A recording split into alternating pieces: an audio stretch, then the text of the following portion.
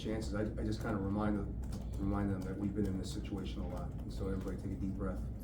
We cut it to 4.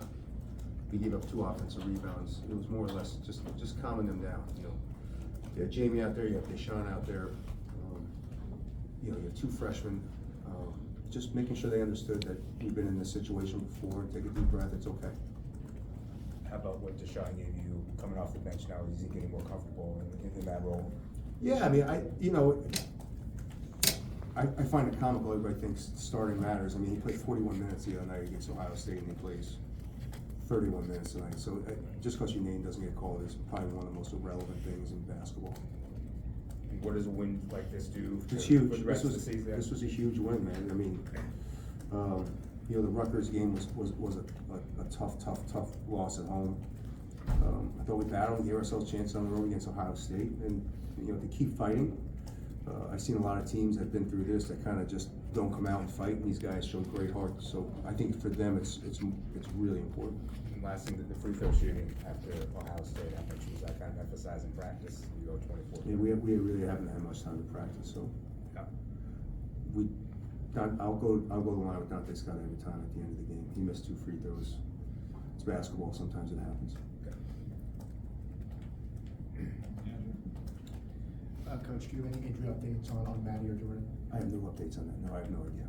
Okay, and then just going on Deshaun, what impressed you most about his game tonight? I thought his defense was phenomenal. I thought, you know, obviously he's got good offensive numbers, and he will eventually give you those offensive numbers on a consistent basis as he gets older. But his defense on Sanford was the difference in the game. You know, he really started being physical. He's chasing them off screens.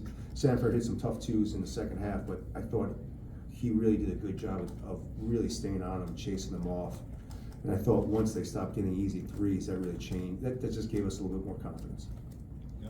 Kevin, your team shot 17 threes until the 11-minute mark, none after that. Was there an emphasis to get away from the perimeter and kind of push it inside? Yeah, for some reason at home, we really started off.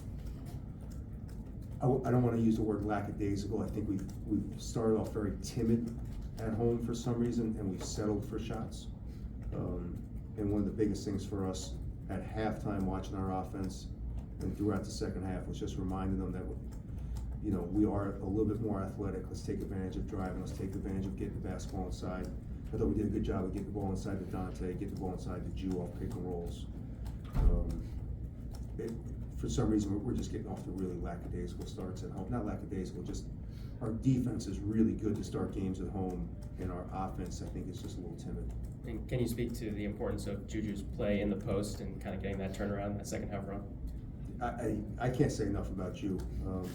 You know, he had a great bounce back tonight, you know, because he really struggled the other night going 4 for 15, but he played 47 minutes or some crazy amount of minutes in that game. So I think for the load he's bearing, he's playing for them phenomenal.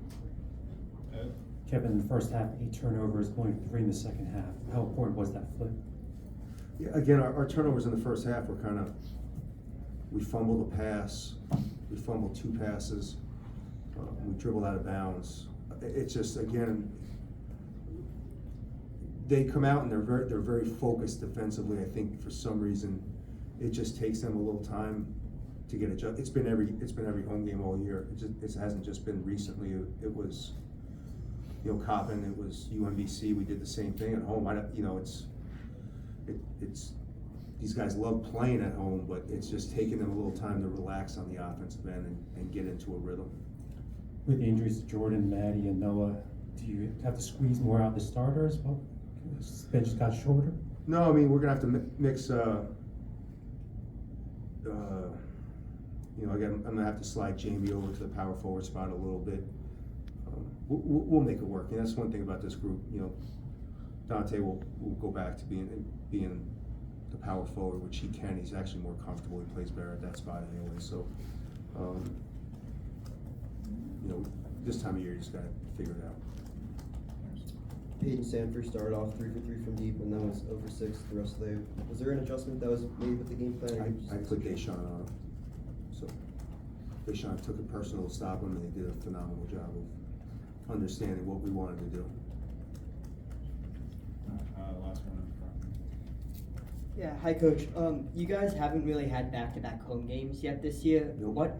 What does If you this wanna win call the do? office, you're more than welcome. Yeah. What does this do to establish some momentum before you play Illinois this week?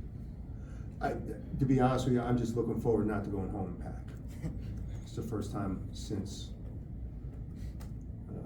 when the league play started again, January 2nd. It's the first time since January 2nd we've had back-to-back home games. Yeah, like you had Purdue, but it was like a month apart. So. You're really gonna count that as back-to-back? I mean, We played at you UCLA. know. You know how far UCLA is? Pretty far. It's pretty far. Yeah. So I wouldn't count that as back-to-back, but you would work really well in the Big Ten office because they count that as back-to-back. They're hiring. No. I appreciate it. Thank you.